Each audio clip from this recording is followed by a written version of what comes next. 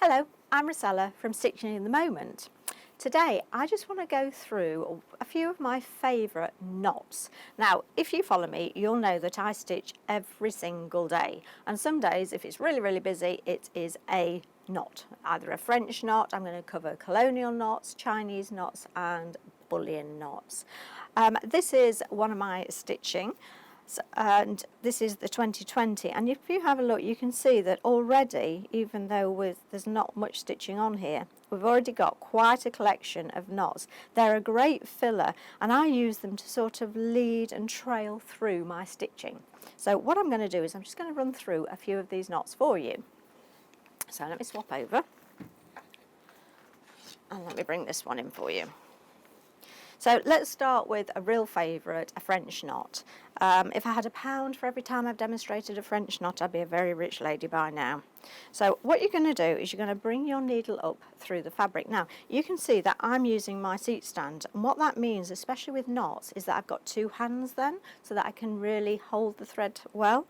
So I'm going to bring my needle up, and I'm right-handed.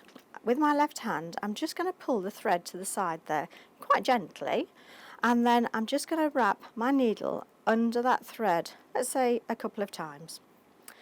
I'm going to put the needle back down in the fabric, close to but not in the same hole. So when you're making French knots, if you find that when you pull it through it goes straight through your fabric, it's probably because it's in the same hole. So what I'm doing then is I've pulled my thread quite taut to the needle there, and I'm just keeping it under control whilst I pull that needle through. And there we go, we've got a French knot. So let me just repeat that. So needle through the fabric, hold it to the side, wrap my needle round a couple of times. You can actually do as many wraps as you like on a French knot. What you need to remember is that instead of it being proportionally larger, the more wraps, it becomes taller. So all I'm going to do, keep it under control and then pull it gently through. Now you saw the loop there. We could actually keep that loop on, and if you end up with a loopy French knot, that's fine, because I look at it as, so if I just pull it down to the loop, that would make a really nice lavender flower maybe. You know, they have those sort of loops on the top, so if you've got loopy French knots, embrace them, they're great. So that's your French knot, and you can see that's really quite a nice chunky knot. If you don't like French knots, if you don't want to do any more French knots, you want to try something a little different, how about a Chinese knot? So a Chinese knot, ever so slightly different. Again, we're going to come through, and then we're actually going to create a loop on the fabric. So I'm going to wrap the thread over my finger, and I'm just going to, wrap it over my finger and twist it so that I've got that loop on the fabric. Then again I'm going to pop my needle down, and you can see having a hoop is really useful, and I'm going to then tighten the thread to the needle, and then I'm going to pull it through again. So slightly smaller knot, I've just got the one loop with a little hole in the centre, and this was used a lot in Chinese embroidery, lots and lots of Chinese knots. So little loop on the fabric, put your needle through it, pull taut to the needle, and then we can pull that through. So I can't be doing with doubles, let's have a third one of those as well. A little loop, close to, pull it taut, and then we can pull it through. So you can see a little bit of a difference in size. That did have a double wrap, and that's like a little circle. You can also leave a tail on that if you wanted. Another favourite of mine is the colonial knot, which I find a little bit more difficult to explain, but I'll try. So through the fabric, again I'm going to pull the thread to the side, and I'm actually going to put my needle over and under. So I'm going from left under to the right. Then my working thread here is going to cross over the top. So I've got almost a little figure of 8 there, and then I'm going to pop that in again close to, and then pull it through. Slightly different again. I quite like colonial knots. They're a little bit more uniform and neater, I think. Let me do that again. I'll see if I can explain it again. So to the side, needle, I'm right-handed, left to right, So I've got to wrap over, working thread then forward and over to create that little figure of 8. In we go, and down and through,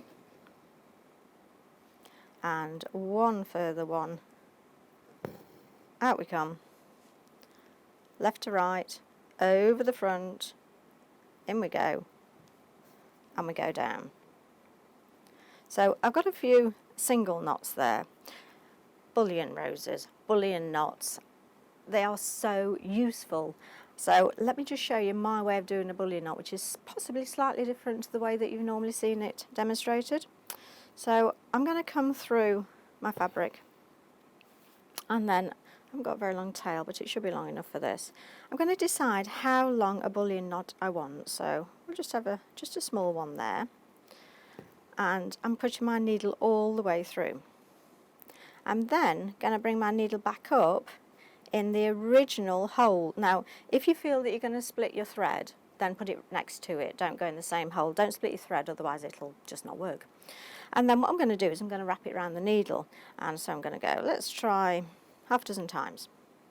Now, the great thing about this method is if I then fold it over and just lean that needle over, I can see whether those stitches are actually covering the gap that I want them to cover.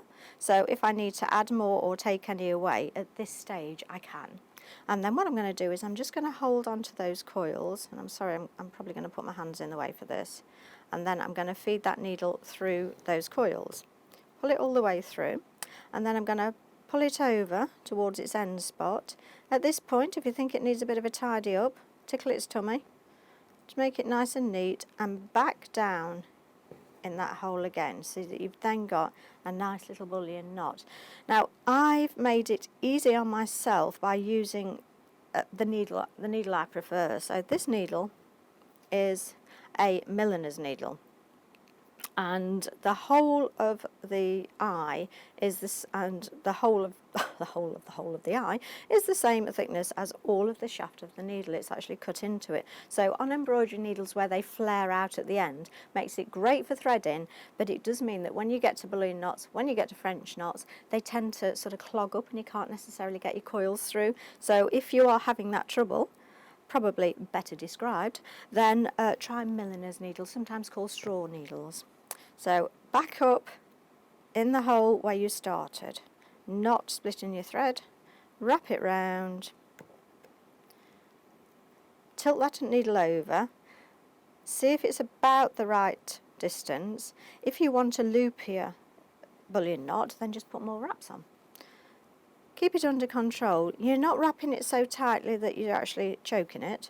You are just covering the needle with those wraps, and you can actually make them looser as well. So a couple there, and actually this could be the beginning of a little bullion rose, couldn't it? So we'd sort of, I would need to change thread for this, but we'll go around the corner ever so slightly. We'll come up, and let's give that a few wraps. I'm going to go around a corner, so I want a few extra wraps. You know what, I really probably should have changed thread at this point, but we all know what that's like, don't we? And I'm going to pull it through, tease it into position where I want it to sit, and then it's going to, actually I think a little bit of greenery on that'd make quite a nice rosebud, wouldn't it? So that's 4 of my favourite knots. I hope you've enjoyed it. Thank you very much for watching. Bye.